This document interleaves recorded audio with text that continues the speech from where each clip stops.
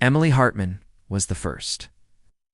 Then came Rachel Monroe, Tessa Lang, and two more names that Farage, Illinois, would never forget. Each woman vanished without a trace, till their bodies turned up, posed with eerie care and the same chilling signature, a scarf folded neatly beneath their heads. For years no one saw the connection. No one except Deborah Norville. And as her final act on Inside Edition, she pulled a forgotten name from the shadows. Kenneth Price. A quiet man with a deadly obsession, hiding in plain sight. This is the story she couldn't let go. You think of true crime, you rarely picture places like this. Quaint, quiet, and picture-perfect. But sometimes evil hides in plain sight. Today we share a story that haunted Deborah Norville during her final days on Inside Edition. It is a case she never forgot, a chilling mystery that unraveled in one of the safest zip codes in the country. In her final broadcast, Norville revisited a story that had slipped through the cracks of mainstream media. A case that started with a single missing person and spiraled into one of the most twisted serial investigations of the last 20 years. It began in 2003 with Emily Hartman, a schoolteacher from Farage, Illinois.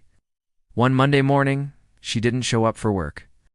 At first, friends assumed she was ill. But by that evening, when her car was still in the driveway and her phone rang unanswered, people grew worried. The police found nothing unusual inside her home. No signs of forced entry.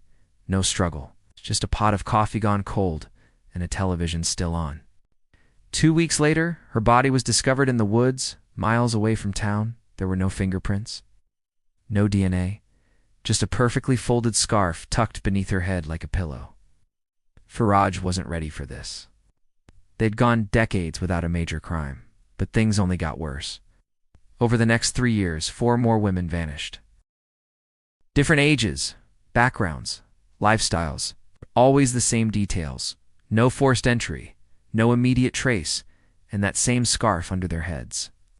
The media dubbed the killer the Quiet Suburb Phantom. But despite a statewide task force, there were no leads. That is, until 2007, when the murders suddenly stopped. For over a decade, the case went cold. In 2020, while reviewing cold cases for a segment, a producer on Inside Edition flagged a strange tip from years earlier buried in paperwork and never followed up. It was from a local house cleaner named Marla Benton, who had worked in 3 of the victims' homes. She'd mentioned a man client she thought was too perfect. Polite, quiet, obsessed with schedules. His name, Kenneth Dale Price. At the time, Price was dismissed as a harmless accountant. Nothing in his background suggested violence, but something about Marla's unease stuck with Norville. When investigators finally looked deeper, they found that Price had been quietly moving across Illinois for decades, changing jobs and addresses every few years. He always lived near victims, always had a reason to be in their neighborhoods. The break came when a retired detective compared Price's movements to gas station logs and toll road entries. A pattern emerged: he'd been within 5 miles of each abduction. Police obtained a warrant.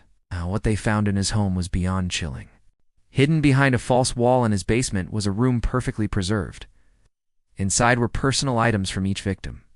Necklaces, journals, strands of hair kept like trophies, each labeled by date.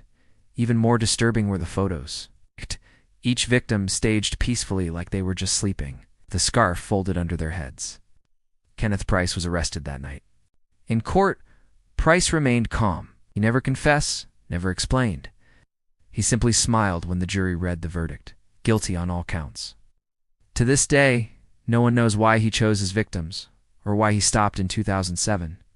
Some believe he got bored. Others think he wanted to see if he could get away with it. But the truth may have died in his silence. Deborah Norville closed her final episode of Inside Edition with this case. She called it the story that reminds us how thin the line is between ordinary and evil.